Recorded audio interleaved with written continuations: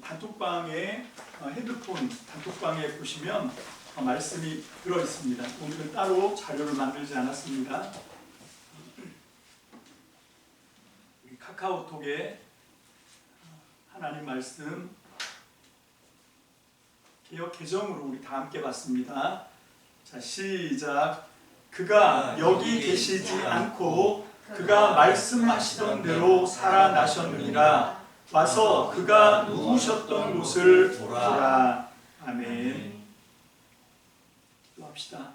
할렐루야. 살아계신 주님, 오늘 시간 우리가 예수 그리스도의 부활을 기뻐하며 하나님 앞에 모여 이제 2023년 부활절로 하나님 예배하며 주님의 부활 생명을 우리의 마음과 영혼 속에 다시 한번 깊이 새깁니다. 하나님, 그러나 이것을 우리가 정말로 이 땅 가운데서는 아무 효력도 없는 그냥 우리들의 막연한 기대, 막연한 희망사항, 이제 나중에 가서 확인해 봐야 되는 어떤 그런 문제로 덮어두지 않게 하시고, 하나님 바로 지금 이 순간 여기에서부터 하나님 모든 억압과 속박과 굴레를 깨뜨리고 부활하신 우리 주님처럼 우리도 하나님 사망의 그늘에서 하나님 이 세상의 모든 하나님의 생명의 기운을 가로막는 모든 아버지 하나님 한계와 인습에서 하나님 우리가 과감하게 부활 영생의 능력으로 회복되고 살아나는 역사가 있게 도와주시고,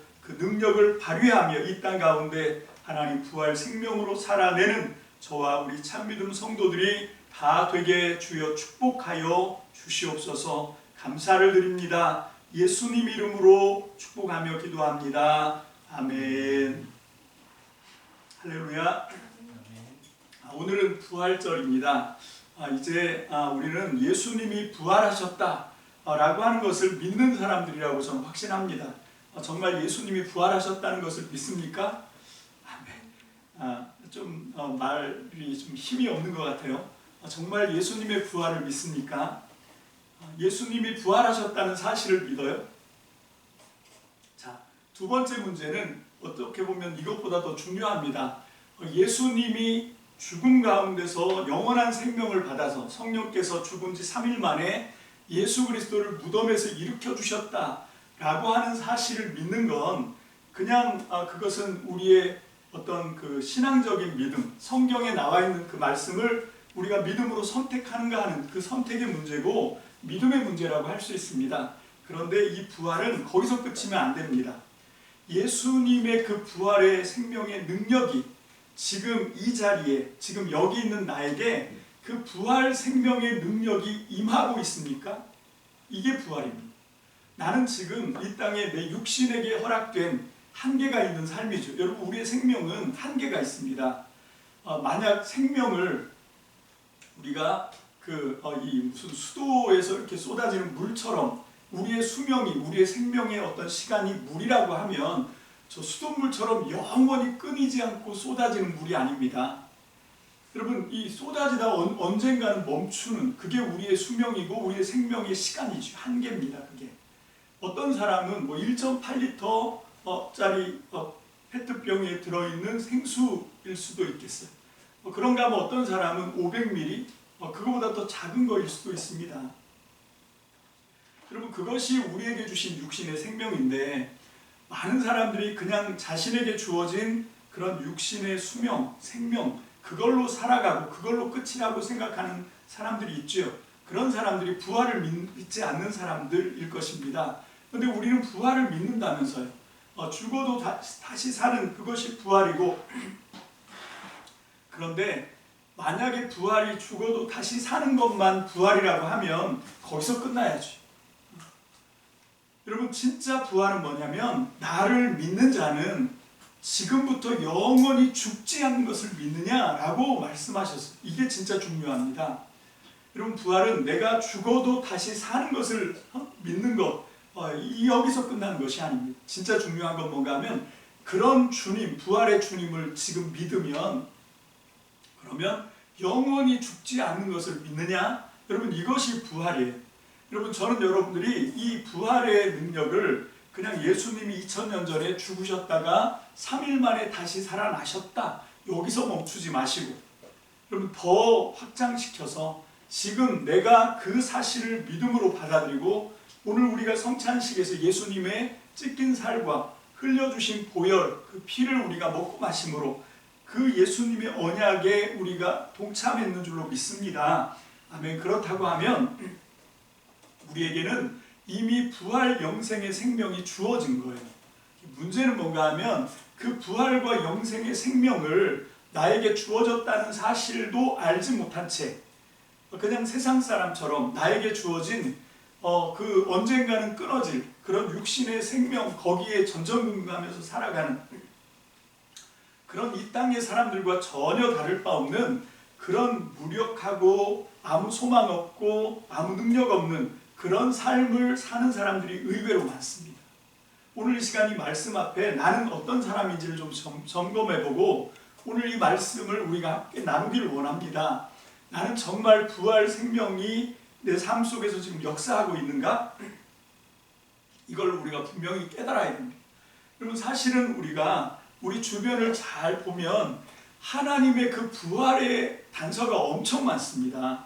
여러분 지금 우리가 살고 있는 이 땅의 자연적인 현상이라고 생각되는데 여러분 매일같이 해가 동쪽에서 떠서 아침을 광명으로 밝히잖아요. 그런데 그 해는 언젠가는 서쪽으로 떨어집니다. 그리고 캄캄해지죠. 여러분 이것이 상징하는 바가 뭔가 하면 부활이라고 저는 믿습니다. 여러분 우린 날마다 부활하는 거예요.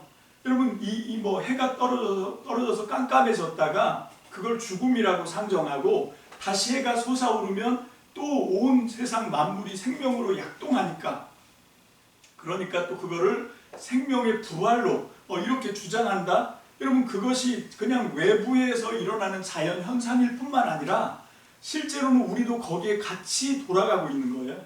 뭐냐면 저녁이 되면 우리는 자잖아요. 여러분 잠을 잔다는 게 일종의 죽음입니다.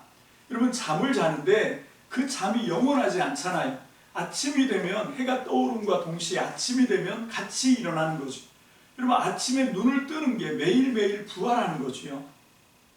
그것뿐만 아니라 우리 몸에 이제 이 활용을 다한 그리고 수명을 다한 세포들은 각질로 떨어져 나가고 죽고 소멸되고 새로운 세포가 생성됩니다.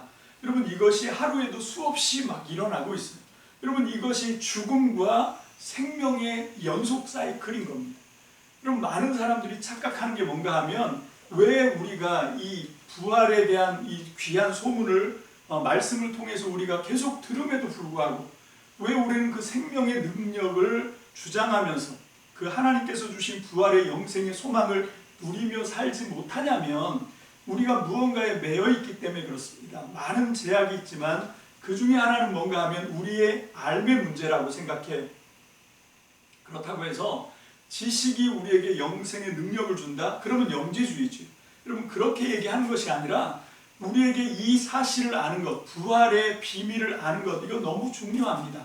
그걸로 우리에게 부활의 영생이 다 주어지는 건 아니지만 우리가 뭔가를 아는 것부터 시작해서 그것을 우리의 삶에 실천하는 것으로 나아갈 수 있지 않습니까? 여러분 아무것도 알지 못하면 어떻게 나아갈 수 있어요? 물론 아주 특별히 그런 믿음에 전혀 일반적이지 않은 아주 특수한 상황을 보여준 사람들도 간혹가다 있어요. 저는 그 중에 한 사람이 성경에 나오는 디메오의 아들 바디메오라고 생각합니다. 여러분 그 사람은 여리고 길가에서 동냥하던 사람이었죠. 그날도 똑같은 날이었습니다. 그냥 늘 하던 대로 동냥 바구니 들고 가서 사람들이 많이 통례하는, 특별히 이제 그때는 명절이 앞두고 있기 때문에 예루살렘에 올라가려면 꼭 여리고를 통과해야 되거든요. 그래서 많은 사람들이 여리고를 통과해서 예루살렘으로 올라가고 있는 그런 상황이었습니다. 그래서 이제 거기에 자리를 잡은 거지요. 그리고 거기다가 이제 동양 바구니를 놓고 있었는데 그날은 달랐습니다. 왜 달랐죠? 다른 날과 다른 건 뭔가 하면 예수님이 거기를 지나갔기 때문에 그래요. 예수님과 제자들이 6월절을 지키신 목적으로, 사실은 진짜 목적은 뭔가 하면 그 6월절 전날 십자가에서 죽으시고 그리고 6월절이 지난 그 다음 날 부활하시기 위해서 십자가를 통하여 우리의 영원한 사망인 죄의 짐을 다 소멸하고 이제 우리에게 영원한 부활과 영생을 우리에게 구원으로 가져다 주시기 위하여 예수님은 지금 예루살렘으로 올라가시는 길이었습니다. 그때 이 바디메오가 예수님을 만난 거예요. 소문을 들은 거죠. 눈이 보입니까? 안 보여요. 근데 귀는 들리잖아요. 사람들이 웅성거립니다. 저기 예수님이 온다고. 그냥 사람들은 쑥덕거리기만 했어요. 저기 예수님이 지나간다. 제자들과 함께 예수님이 아마 예루살렘에 유월절을 지키러 가는가 보다. 이렇게 말만 하고 있었죠. 그런데 이 바디메오라고 하는 사람은 달랐습니다. 여러분, 이 사람은 예수님을 자기의 구주와 주님으로 믿었던 거예요. 그래서 바디메오가 소리치지요. 다윗의 자손 예수여, 나를 불쌍히 여겨주십시오 하고 이제 막 소리를 질러대기 시작합니다. 주변에 있는 사람들이 조용히 하라고, 지금이 어떤 때인데 이렇게 떠드냐고 막 그렇게 협박을 하고 못하게 강제로 탄압을 하는데도 더 크게 소리를 지릅니다. 여러분, 이것이 우리의 신념이고 믿음이라고 생각해요. 우리에게 많은 제약들이 있어요. 우리가 믿음으로 우리에게 주신 부활의 영생의 능력을 활용하지 못하도록 우리를 찍어 누르려고 하는 그런 탄압이 있습니다. 박해가 있어요. 여러분, 그것을 뚫고 일어나야 됩니다. 바디메오가 보여준 게 그거지요. 그래서 다윗의 자손 예수여, 나를 불쌍히 여겨주십시오. 그랬더니 예수님이 가던 길을 멈추시고 사람을 시켜서 이리로 오라고 바디메오를 불러요. 저는 이 대목이 예수님은 다른 데 보면 삭개오에게 가실 때도 이 뽕나무 위에 올라가 있는 삭개오에게 예수님이 다가가셨거든요. 물론 뽕나무에서 올 수는 없어서 그랬나? 하여튼 예수님이라고 하면 오라고 하지 않을 건데 거기서 예수님 뭔가 보여주고 싶었던 게 있어요. 그게 뭔가 하면 믿음이란 어떤 거냐? 그걸 바디메오의 그 다음 행동을 통해서 보여주고 싶었던 것 같습니다. 그 말을 듣자마자, 예수가 부르신다 라고 하는 말을 듣자마자 바디메오가 어떻게 합니까? 이 사람은 날 때부터 앞이 안 보이는 사람이에요. 소경입니다. 시각장애인이에요. 여러분, 그런데 이 사람이 어떻게 하냐면 겉옷을 벗어 던지고, 이것도 파격입니다.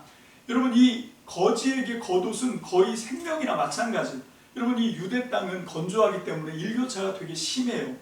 낮에는 정말 어마어마하게 덥습니다. 일교차가 거의 60도가 된다고 하니까. 근데 밤에는 건조한 기후이기 때문에 해만 떨어지면 너무 추워요. 그런 굉장히 이 겉옷은 그래서 그냥 옷일 뿐만 아니라 비가 올 때는 텐트 역할을 하고 잠잘 때는 이불 역할을 하고 이게 두루 다용도예요. 그래서 이 겉옷 없으면 안 됩니다. 더군다나 이 앞이 안 보이는 사람이 겉옷 하나 장만하는 게 쉬운 일이 아니거든요. 그런데 그것을 벗어서 던졌습니다. 다음에 어떻게 찾을까? 누가 집어가면 어떻게 합니까? 여러분, 그런데 그걸 벗어 던집니다. 이건 무슨 얘기인가 하면 이제 더 이상 이 겉옷 같은 거에 내가 의지하지 않습니다. 그런 거죠. 이제는 정말 내가 고백한 예수 그리스도, 내가 저분에게 나의 모든 것을 맡깁니다 하는 표현이 이걸 벗어 던지는 거예요. 그 다음에 어떻게 했냐면 성경에 보면 뛰어갔다고 되어 있어요. 여러분, 그냥 우리 같으면 눈이 훤히 잘 보이니까 뛰어갈 수 있지요. 근데 앞이 안 보이는데 어떻게 뛰어갑니까? 여러분, 이거는 특별한 케이스예요. 이건 뭔가 하면 그만큼 바디메오가 예수님을 만나는 일에 대해서 비상한 아주 집중을 하고 있다는 거죠. 바디메오에게 있어서는 이건 겉옷을 벗어 던질 일뿐만 아니라 앞이 안 보이는데도 뛰어가야 되는, 그렇게 절실한 문제였다, 간절한 문제였다, 이걸 보여주는 거예요. 오늘날 저와 여러분들에게 묻습니다. 저에게부터 물어요. 우리가 바디메오처럼 그런 마음과 그런 자세로 주님을 지금 만나고 있는가 하는 거예요. 왜 우리가 이 땅 가운데 이렇게 세속적인 용어를 써서 죄송합니다. 확 뉘앙스가 와닿으라고 쓰는 거예요. 왜 이 세상에서 이렇게 빌빌거리고 사는 겁니까? 이유는 뭔가 하면 딱 이거라고 생각해요. 바디메오처럼 간절함이 없어요. 절실함이 없습니다. 정말 예수 그리스도에게 모든 걸 다 걸고 거기에 몰입하는, 여러분, 이 태도가 우리에게 없어요. 그냥 양다리 딱 걸치고 어떤 게 진짜야? 긴가민가 하니까 세상도 못 놓고 겉옷도 못 버리고, 그리고 앞이 안 보이니까 더듬거리는 거죠. 그런데 바디메오는 어떻게 하냐면 주께서 부르신다 하니까 겉옷 벗어 던지고, 그리고 앞이 안 보이는데 뛰어갑니다. 얼마나 간절하면, 얼마나 절실하면, 얼마나 중요하면 그렇게 하겠냐는 거죠. 여러분, 저와 여러분들이 오늘 이 시간 이 바디메오의 그 믿음을 통해서 우리가 좀 그런 특별한 열심, 그런 주님을 우리가 중요하게 생각하고 주님을 절박하게 생각하는 그런 믿음의 자세가 우리 안에 회복되시기를 주님의 이름으로 축복합니다. 축복합니다. 아멘. 이것이 부활의 능력을 회복하는 길이라고 생각해요. 여러분, 그렇지만 이건 다시 아까 얘기한 것처럼 특별한 경우입니다. 우리는 다 그렇게 비상한 이 바디메오처럼 그런 특별하게 비상하고 절실하고 절박한 믿음을 발휘하는 그런 특별한 케이스는 아니죠. 그런 마음은 가져야 돼요. 그런 마음은 가져야 되지만 우리의 한계도 또한 분명히 우리가 고백해야 됩니다. 우리는 그렇게 모든 것을 무모할 정도로 그렇게 하고 주님께 막 모든 걸 맹목적으로 그렇게 맹신하고 이런 거에 대한 두려움이 우리 안에 있잖아요. 여러분, 그래서 중요한 게 뭔가 하면 보는 게 중요합니다. 안다는 건 보는 거거든요. 이 부활에 대한 비밀을 우리가 좀 아는 게 필요합니다. 여러분, 이걸 어떻게 아는가? 근데 이건 뭔가 하면 어떻게 뭐 따지고 묻고 연구하고 그래서 아는 건 아닙니다. 여러분, 중요한 건 뭔가 하면 우리에게 이 부활을 알기 전에 먼저 부활이라고 하는 게 뭐지? 부활은 생명과 연결되는 거지. 죽었다가 다시 사는 게 부활입니다. 다시요, 부활이 뭐라고요? 죽었다가 다시 사는 게 문제예요. 그래서 부활을 하기 위해서 절대로 필요한 전제 조건이 뭐냐면 죽어야 됩니다. 여러분, 죽지 않으면 내가 살아있다고 생각하면 여러분 다시 산다는 건 말이 안 되죠. 사는데 뭘 또 다시 살아요. 나 지금 살고 있는데. 부활은 뭔가 하면 죽었다가 다시 사는 거예요. 그래서 우리에게 그 부활은 생명이 들어가 있는 문제인데, 그래서 이 생명이 뭐냐를 아는 게 중요합니다. 우리는 생명에 대해서 어떤 생각을 합니까? 뭐 생명, 사는 게 생명이지. 나 지금 이렇게 살아있잖아. 펄펄 살아있잖아. 이렇게 생각해요. 심장도 펄떡펄떡 뛰고, 그렇게 내가 정말 지금 이렇게 활동을 하고, 말도 하고, 몸짓, 손짓, 발짓, 이런 거 다 하고, 내가 원하는 내 욕구를 채울 수 있고, 이런 게 사는 거 아닌가? 이런 그냥 막연한 생각을 해요. 그러면 죽는 건 뭐지? 물론 모든 사람이 다 죽겠지. 이걸 모르는 사람은 없어요. 여러분, 이 세상에 태어난 생겨진 모든 건 다 소멸합니다. 죽습니다. 이건 다 알아요. 문제는 뭔가 하면 그걸 너무 막연하게 안다는 게 문제죠. 추상적으로 안다는 게 문제입니다. 여러분, 나에게도 죽음이 찾아오겠지? 거기까지는 다 가요. 근데 뭐냐면 나도 죽겠지. 근데 지금은 아니야. 언젠가일지 모르지만 지금은 아니고 그거는 아직 멀었을 것 같다는 생각을 하고 살아요. 여기에 심각한 문제가 있습니다. 이게 우리가 제대로 아는 게 아닌 거예요. 여러분, 우리가 산다는 것 속에는 죽음이 항상 같이 있습니다. 그냥 멀리 있다고 오는 게 아니라 죽음은 지금 내 가까이, 아니 지금 나와 함께, 지금 내가 산다는 문제는 뭔가 하면 아까 제가 말씀드린 것처럼 세포가, 죽은 세포는 각질로 떨어져 나가고 새로운 세포가 계속 나오는, 여러분 이게 뭔가 하면 이게 생명과 사망의 끊임없는 투쟁이에요. 여러분, 이거를 좀 어려운 말로 이거를 그 변증법이라고 합니다. 그 헤겔의 역사는 정이 있고 그 정에 반대하는 반이 있고, 그리고 그 둘이 서로 치열하게 싸우다가 합으로 간다. 태제, 안티테제, 그리고 새로운 합, 이렇게 가는 게 헤겔의 철학이잖아요. 갑자기 철학 얘기를 하니까 표정들이 좀 그러신데 무슨 얘기인가 하면 그렇게 보자는 거예요. 헤겔이 그냥 정만 있는 게 아닙니다. 생명만 있는 게 아니라 그 생명의 안티테제, 반대는 뭔가 하면 사망이라는 거죠. 그 사망이 오히려 우리로 하여금 새로운 생명을 만들어낸다라고 하는 거죠. 여러분, 이 반대가 되는 사망이 없으면 우리에게 영원한 영생인 부활로 가는 건 불가능합니다.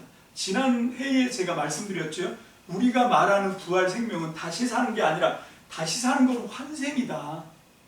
지금 우리가 예수 그리스도를 통해서 우리에게 주어진 하나님의 선물인 부활은 질적으로 다른 생명이다. 지금 우리에게 있는 이 육신의 생명은 사망과 끊임없는 투쟁을 해야 되는 그런 생명이지만, 부활 영생은 사망이 다시는 없는, 죽음이 없는, 요한계시록에 그걸 말씀하고 있지 않습니까? 다시는 고통도 없고 죽음도 없고 헤어짐도 없고, 그게 주님이 우리에게 선물하시는 부활 생명입니다. 전 여러분들이 그 부활의 생명을 여기서부터 누리게 되시기를 주님의 이름으로 축복합니다. 그러기 위해서 우리가 알아야 되는 건 생명이 아니라 사망입니다. 그 생명 속에 실제로는 사망이 함께 있다는 걸 알아야 돼요. 지금 우리가 산다고 하는 그 말은 이 생명과 사망의 끊임없는 투쟁입니다. 전쟁이에요. 그런데 이 전쟁은 슬프게도 항상 누가 이깁니까? 죽음이 이기도록 돼 있어요. 소멸이 이기도록 돼 있습니다. 여러분, 그것이 우리가 살고 있는 이 세상에 놓여 있는 엄연한 질서입니다. 여러분, 그래서 모든 생명 있는 것들이 끊임없이 사는 동안 사망과 생명과 치열하게 싸우지만 결국은 사망에게 삼키는 게 되는 거죠. 그것이 고린도전서 15장에서 말하고 있는 거예요. 사망에 삼킨 바가 되는 거죠. 그런데 이제 우리가 거기서 멈추면 그냥 죽었다, 사망에게 삼켜졌다, 그걸로 끝나겠죠. 여기서 우리에게 필요한 게 있어요. 여기서 우리에게 주입되어야 되는 것이 있습니다. 그게 뭡니까? 예수 그리스도의 부활이 나에게 침투해 들어왔다. 나는 내가 원해서가 아니라 하나님의 은혜로 2000년 전에 하나님의 그 구원의 계획을 따라서 예수 그리스도의 부활의 생명이 저와 여러분들에게 지금 침투해 들어왔습니다. 믿습니까? 아멘. 우리는 그 부활 생명을 우리 안에 간직하고 있는 거예요. 그것이 영원한 생명의 씨앗입니다. 그것이 믿음의 씨입니다. 문제는 뭔가 하면 그 씨가 힘을 발휘하지 못하고 있다는 게 문제죠. 그래서 우리에게 얼마나 중요한 예수 그리스도의 영원한 생명이 우리 가운데 심겨져 있는지를 우리가 자꾸 인식하지 못하고 그냥 세상 사람과 똑같이 자연 법칙을 따라서 생명과 사망이 끊임없이 투쟁을 하는데 결국은 사망에게 삼켜지겠지, 결국은 끝나겠지, 결국은 소멸하겠지, 결국은 다 없어지겠지. 여러분, 이런 자세로 살아간다는 게 너무 억울합니다. 여러분, 너무 억울한 거죠. 여러분, 그래서 우리는 이 말씀이 너무 중요합니다. 오늘 6절 말씀에 보면 6절 마태복음 28장 6절이지요. 그는 여기 계시지 않다 할 때 여기가 어디입니까? 지금 그는 여기 있지 않다라고 얘기할 때 그 여기가 어디죠? 무덤입니다. 무덤. 지금 여기 있는 이 여자들은 무덤으로 예수님을 보러 왔거든요. 그런데 그 무덤이 비어 있었습니다. 그는 여기 있지 않다. 그가 누웠던 자리를 봐라. 비었지. 그 얘기를 하는 거지요. 그런데 여러분, 무덤이 사람을 죽어서 묻는 것만 무덤입니까? 제가 생각할 때는 지금 이 세상이 무덤이에요. 이 세상이, 이 지구가, 이 우주가 커다란 무덤입니다. 결국은 생명과 사망이 끊임없이 투쟁을 하는데 사망이 다 삼킨다면서요. 여러분, 블랙홀이 모든 인류의 생성한 모든 우주를 다 삼킨다. 이게 또 과학의 블랙홀 원리잖아요. 점점 블랙홀이 위력을 발휘하고 있는 그게 시간이다. 결국 시간은 블랙홀로 간다. 그 얘기를 하는 거 아니에요. 그래서 모든 우주의 존재들을 다 블랙홀 속에 삼키고 모든 빛과 생명이 거기에 다 삼켜지고 이게 사망입니다. 지금 우리가 그런 과학의 그런 어떤 원리를 안 따라간다 하더라도 막연하게 의식 무의식으로 우리는 그런 원리 속에 살고 있는 거 아닙니까? 결국은 사망이 우리를 다 삼키겠지. 그게 블랙홀 아니에요. 결국 우리는 지금 이렇게 펄펄 살아있지만 이제 점점 흰머리도 나고 피부도 쭈글쭈글해지고 모든 기능들이 이제 현저히 떨어지고 그러다가 이제 결국은 깜빡깜빡 하다가 생명의 빛이 꺼져가는, 여러분, 그게 지금 우리가 바라보고 있는 이 세상 아닙니까? 그게 무덤이지요. 이 세상이 무덤인 거예요. 어떤 사람은 교회가 무덤이다 이렇게 또 얘기합니다. 예수 믿는 사람들이 무덤이다. 무슨 무덤? 신을 죽인 무덤, 신을 파묻어버린 무덤. 그래서 그 유명한 말을 하잖아요. 신은 죽었다. 누가 한 말입니까? 헤겔이라고 하는 사람이 그 짜라투스트라는 이렇게 말했다. 그 짜라투스트라가 누구냐면 조로아스터예요. 좀 오늘 어려운 얘기해서 죄송한데 인류 역사를 연구하다 보면 참 재미있는 시기가 있습니다. 그거를 이 19세기, 20세기의 실존 철학자인 칼 야스퍼스, 제가 되게 존경하는 철학자예요. 여러분, 이 칼 야스퍼스라고 하는 사람이 언제 활동했던 사람이냐면 하이델베르그 대학교에서 철학과 교수로 바로 그 나치 히틀러가 활약할 때 거기 있었거든요. 히틀러 치하에, 나치 치하에 독일에서 그 하이델베르그 대학교에서 교수를 하고 있었는데 교수에서 잘립니다. 왜 잘리냐면 아내가 유태인이었거든요. 유태인 아내를 두었다는 이유로 가진 핍박과 박해를 받다가 결국은 이제 이 학교 교수직에서 이제 제명을 당합니다. 그렇게 되니까 이제 이 칼 야스퍼스가 사랑하는 아내를 데리고 독일을 떠나서 스위스로 망명을 하려고 해요. 근데 그것도 못하게 합니다. 네가 스위스로 가고 싶으면 아내는 두고 가라는 거예요. 그래서 결국은 아내를 택하죠. 스위스 망명을 포기하고 아내와 함께 독일에 남아있으면서 아내와 함께 그 히틀러 나치의 갖은 핍박을 다 받습니다. 그렇게 하다가 이제 나치 치하가 끝나죠. 끝나고 난 다음에 회복이 돼서 교수로 들어갔는데 그때부터 이제 왕따를 당했다고 해요. 엄청나게 시달리고 왕따를 당한 철학자가 칼 야스퍼스인데 이유는 뭔가 하면 그때 이미 물론 나치 정권은 끝났지만 그 대학교에 남아있던 교수들이 거의 다가 나치의 그런 것에 동조하는 그런 사고를 갖고 있는 사람들. 그러니까 유태인들에 대해서 이유 없이 혐오하고 그렇게 이제 몰아가는 그런 사람들이었던 거죠. 그렇게 하니까 칼 야스퍼스를 핍박합니다. 여러분 다른 사람 같았으면 되게 힘들었을 건데 그럼에도 불구하고 이 사람은 꿋꿋하게 그냥 그 상황을 이겨내는 것뿐만 아니라 그것을 정리해서 자기 철학으로 발전시킨 사람. 그래서 그 칼 야스퍼스의 철학은 어느 누구의 이론보다 묵직한 게 뭔가 하면 자기가 그 모든 과정을 통과했거든요. 이 사람은 원래 정신과 의사였습니다. 정신과 의사였는데 그냥 자기에게 찾아오는 사람들을 치료하는 것으로 너무 한계가 있다는 생각을 했던 거예요. 그래서 뭐냐면 지금 이 아픈 사람들의 근본 원인을 한번 찾아보자. 왜 이 사람들이 이렇게 죄책감을 갖고 있고 고통 속에 있고 이걸 어떻게 벗겨주지 하고 했던 철학이 그 실존 철학이거든요. 그런데 똑같은 맥락에서 철학을 했던 사람이 그보다 더 앞서서 한 100년 앞서 있었던 아까 얘기한 누구요? 니체였어요. 여러분 재미없죠? 여러분 이게 니체의 책을 읽고 그 당시에 유명한 철학자들 석학들도 다 읽고 나서 첫 번째 소감이 뭐냐면 이게 사부로 된 책인데요. 한 줄도 모르겠다 이것 때문에.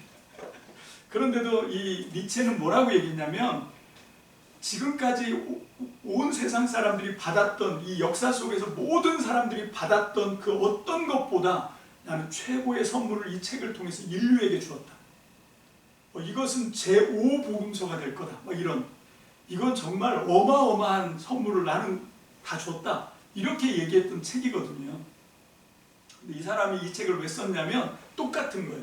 세상 사람들이 너무 병들어 있고 아픈 거예요. 왜 아픈가 봤더니 이 사람들이 잘못 알고 있다라고 하는 거죠. 누가 그걸 잘못 알게 했냐? 교회가 그걸 했다. 교회가 신을 죽였다. 그래서 그 신은 죽었다라고 얘기하는 거죠. 그래서 그 교회는 신의 무덤이다. 그럼 많은 사람들이 니체가 무신론자라고 생각하는데 제가 보는 견지는 다릅니다. 니체는 외가 쪽도 루터교 목사 집안이고 신아버지도 목사였어요. 물론 루터가 니체가 일찍 어린 나이에 아버지를 여였지만 아버지가 죽죠. 그렇지만 이 사람이 얘기하고 있는 건 뭔가 하면 철저하게 지금 이 교회가 사기치고 있는 게 뭔가 하면 하나님 나라는 여기 없다. 하나님 나라는 죽어서 가는 저 영원한 피안의 세계, 내세의 세계다. 이걸 얘기하는 게 지금 신을 죽인 거라고 얘기하는 거예요.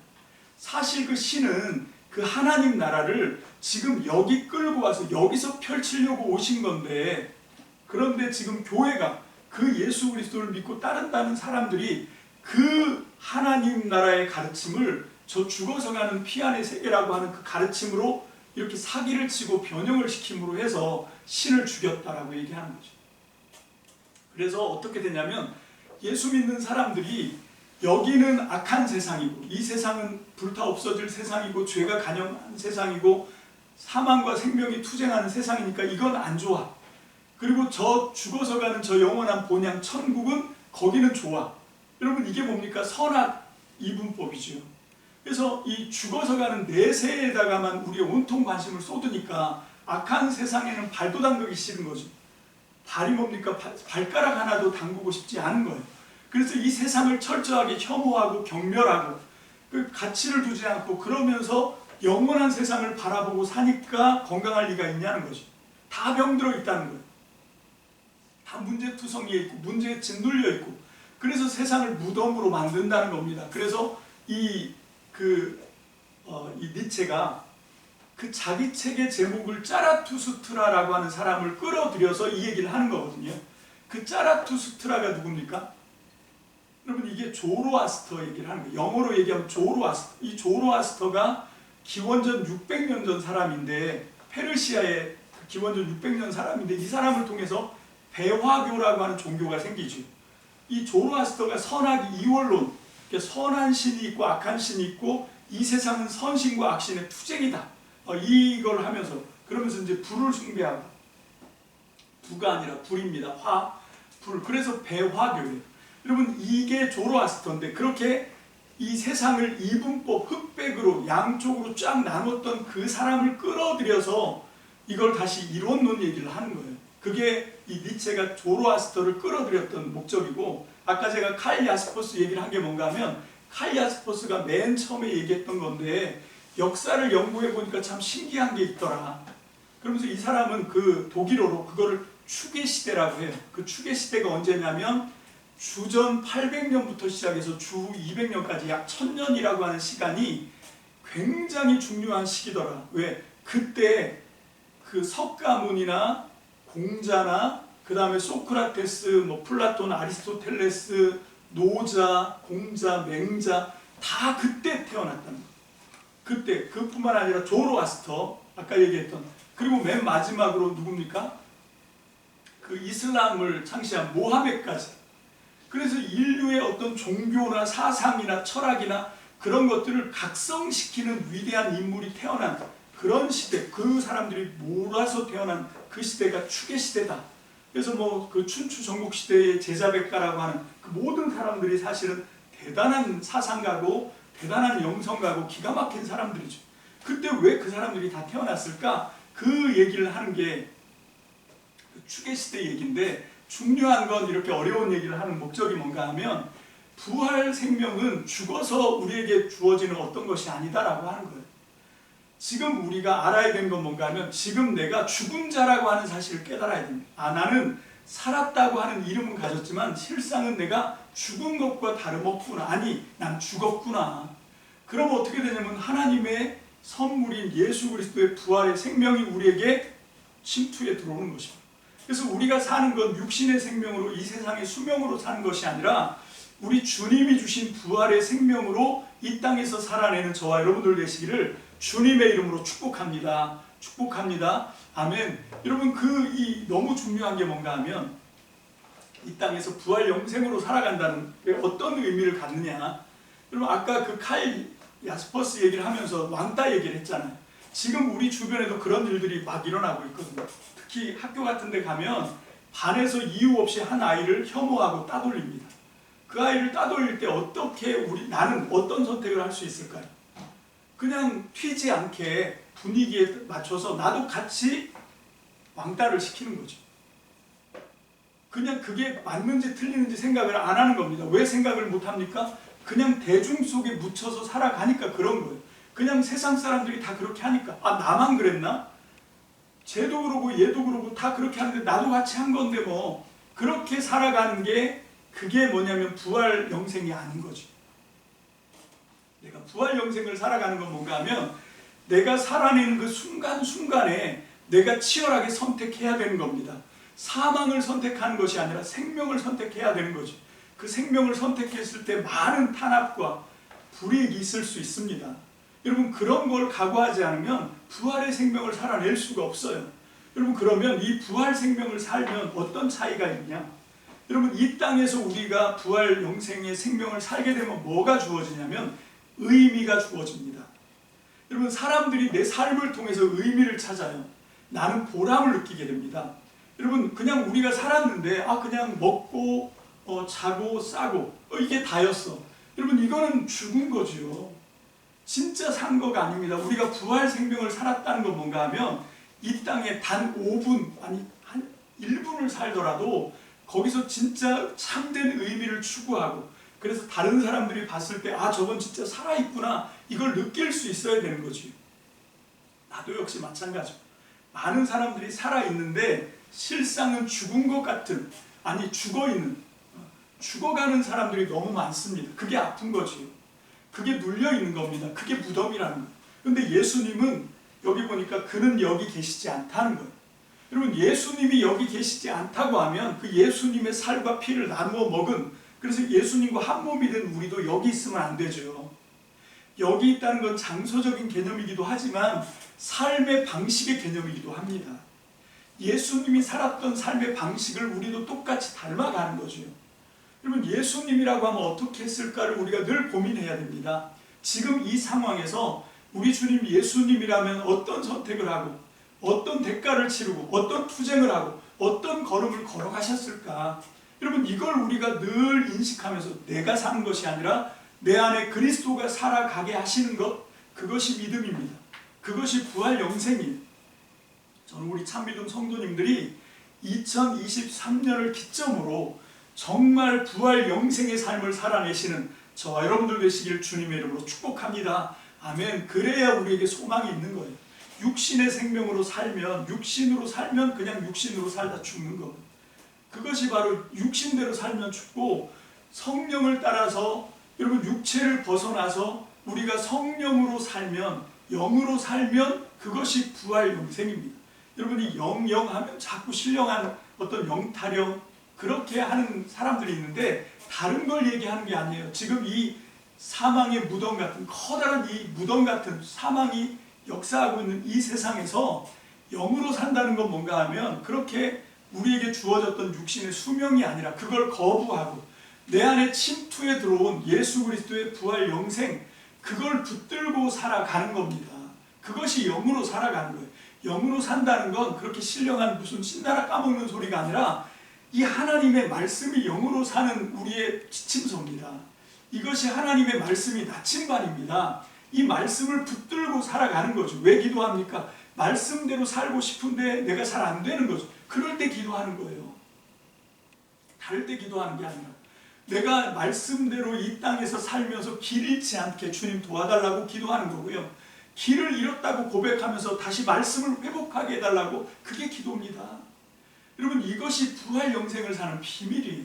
여러분, 신앙에서 다른 길은 없습니다. 여러분, 이거 말고 부활 영생을 살아가는 다른 길은 없어요. 그냥 우르르 쫓아다니는 그런 대중의 삶이 아니라 거기서 진짜 실존재로 살아가야 돼요. 여러분, 그냥 주어진 존재로 그냥 아무 의미를 찾지 않고 그냥 사는 게 사는 거지 뭐. 죽지 못해 사는 거지. 그냥 너 사는 거 배 아파서 사는 거야. 여러분, 이게 이 칼 야스퍼스가 얘기하는 현존재예요. 그 존재하긴 하는데 이걸 진짜 존재한다고 얘기를 해야 되는 건지, 존재하는 것 같은데 아무 의미가 없어. 그게 껍데기라는 거죠. 우리는 현 존재를 뛰어넘어서 진짜 실제로 살아가야 된다는 거죠. 실제로. 그게 이제 실존으로 살아가야 된다. 이래서 실존신학인데, 여러분, 그게 우리식으로 바꾸면 뭔가 하면 우리의 육신의 수명으로 살아가는 게 아니라, 그게 뭔가 하면 저 사람이 사는 게 뭐지? 헷갈리는 그런 삶이 아니라 정말 산 것 같긴 한데 저게 사는 거야? 이렇게 의심되는 삶이 아니라 딱 보면 와, 진짜 저게 사는 거지. 와, 저 사람은 정말 생명의 불꽃이 활활 타는 것 같구나. 그런 삶을 사는 거지. 어떻게 사는 겁니까? 자기 신념으로 사는 게 아니에요. 하나님의 말씀을 붙들고 그 말씀대로 살기 위해서 애가 터지게 기도하면서, 그 말씀이 내 삶에서 다시 쓰여지기를 소망하면서, 그러면서 부지런히 열심히 그냥 이 세상에서 내가 사는 것이 아니라 내 안에 부활하고 영생하시는 예수 그리스도라면 어떤 선택을 하실까? 어떤 걸음을 걸어가실까? 그걸 늘 고민하면서 주님과 함께 살아가는 것, 그것이 부활이고 그것이 영생의 삶인 줄 믿습니다. 아멘. 그는 여기 계시지 않아요. 우리는 지금 여기 있습니다. 어떻게 하면 우리가 여기서 주님이 있는 곳으로 옮겨갈 수 있는지, 여러분, 그것을 심각하게 고민하시고 주님과 함께 무덤에서 일어나셔서 부활 영생으로 이 세상을 뚜벅뚜벅 걸어가시는, 그래서 정말로 이 세상에 예수 그리스도의 향기, 예수 그리스도의 자취를 남기시는 저와 여러분들 되시기를 주님의 이름으로 축복합니다. 축복합니다. 기도합시다. 할렐루야. 주님 감사합니다. 2023년 부활절을 맞아서 하나님 단순히 그냥 종교적인 통과 의례로 우리가 이렇게 주님 부활을 기념하고 하나님 여러 가지 부활절 달걀도 삶아 나누고 부활절 노래도 하고 그런다고 부활 생명이 우리에게 역사하는 것이 아닌 것을 보았습니다. 하나님, 오늘 시간 우리가 믿음으로 결단해야 할 줄로 믿습니다. 내가 이 땅에 나에게 주어진 수명을 살 것인지 나로 살 것인지 아니면 내가 이 땅에 살지만 이 땅에 허물어지는 육신 가운데 거죽을 입고 살지만 내 안에 침투해 들어오신 새 생명 부활 생명을 붙들고 이제는 정말 여기 있지 않고 예수 그리스도로 옮겨가서 내가 아니라 내 안에 부활하신 예수님으로 살 것인지 날마다 순간마다 사건마다 하나님 거기서 우리가 선택하게 하시고 결단하게 하시고 모쪼록 영생을 부활을 선택하는 저와 우리 참믿음 성도들이 다 되게 축복하여 주시옵소서. 그래서 아버지 하나님, 나뿐만 아니라 나를 만나고 나와 관계 맺는 모든 사람들에게 부활 영생을 말로가 아니라 관념으로가 아니라 하나님 정말 삶으로 함께 나눌 수 있도록 삶으로 맛보게 해줄 수 있도록 하나님 체험하게 해줄 수 있도록 내 안에 부활 생명이 활활 타오르는 부활 생명으로 역사하는 하나님 그런 믿음의 삶을 살아갈 수 있도록 우리 참믿음 성도님들을 축복하여 주시옵소서. 감사를 드립니다. 예수님의 이름으로 축복하며 기도합니다.